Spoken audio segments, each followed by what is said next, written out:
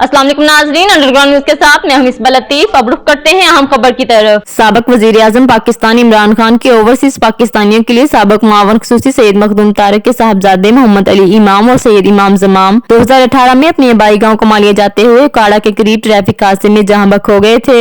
उनकी चौथी बरसी के मौका पर कमालिया में उनकी यादगार खानका मासूमिया और बरतानिया के शहर हिडर्सफील्ड में उनकी बरसी के सिलसिले में दुआए तकरीब नकद हुई। दुआए तकरीब में मजलिस उलमा शिया यूरोप जमात अहले सुन्नत बरतानिया के रहनुमाओं, बरतानिया भर से पीटीआई के रहनुमाओं समेत बिजनेसमैन अनिल मुसर्रत, सैयद मुनव्वर हुसैन जमाती, कारीबाज सैयद मौजम अली कम्मा, सैयद फिदा हुसैन बुखारी, सैयद कैसर बुखारी, पीटीआई यूके के साबिक अहदेदारों राना अब्दुल सत्तार, मलक इमरान खलील, मलक शर्जील, डॉक्टर लियाकत मलक, मकबूल मलक, आतिफा शाह, आसिफ खान, आसिफ भट्ट, अनिल मुसर्रत ने गहरे दुख और अफसोस का इजहार किया। इसके अलावा पाकिस्तान की मौजूदा सूरत हाल पर भी तशवीश का इजहार किया गया। तकरीब में मरहूम बच्चों के दोस्तों ने भी शिरकत की। मरहूमान को खराज अकीदत पेश किया गया और अफसोसनाक सानिया पर दिली दुख और लवाहिकीन से हमदर्दी का इजहार किया। सैयद मखदूम तारिक हादसे में बच जाने वाले बड़े भाई सैयद ज़हरान ने भी अपने जज्बात से आगाह किया।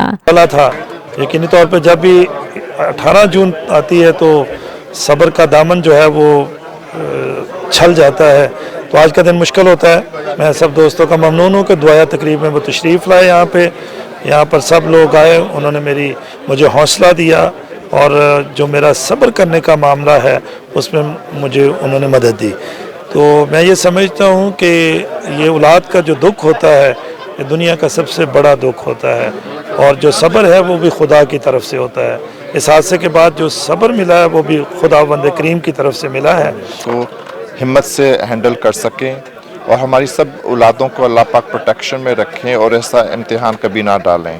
शाह साहब एक बड़े ही बहादुर इंसान है जिन्होंने अपनी इतनी बड़ी तकलीफ़ को इतने संभले हुए तरीके से हैंडल किया है। तो अल्लाह ताला शाह साहब को और उनकी फैमिली को और सब्र जमील अता फरमाए और उनके जो बच्चे हैं जो एक्सीडेंट में वफात पा गए थे, अल्लाह ताला उनको जन्नत नसीब करे। ये 4 साल जो हैं ये बड़ी मुश्किल से हमारे मखदूम साहब ने गुजारे हैं और दोस्तों ने काफ़ी उनको तसल्ली दी कि ये अल्लाह का हुक्म है, अल्लाह की रज़ा है। जी बड़े अफसोस की बात है कि 4 साल पहले शाह साहब के ही lost his 2 sons in tragic accident Pakistan में। तो आज हम सब इकट्ठे हुए हैं बेसिकली उनके लिए दुआ करने के लिए। तो हमारी दुआ शाह साहब को और सब्र दे, उनकी फैमिली को और सब्र दे। आज शाह साहब जहाँ खड़े हैं 4 साल पहले यकीन नहीं आता था कि ये दोबारा खड़े भी हो सकेंगे।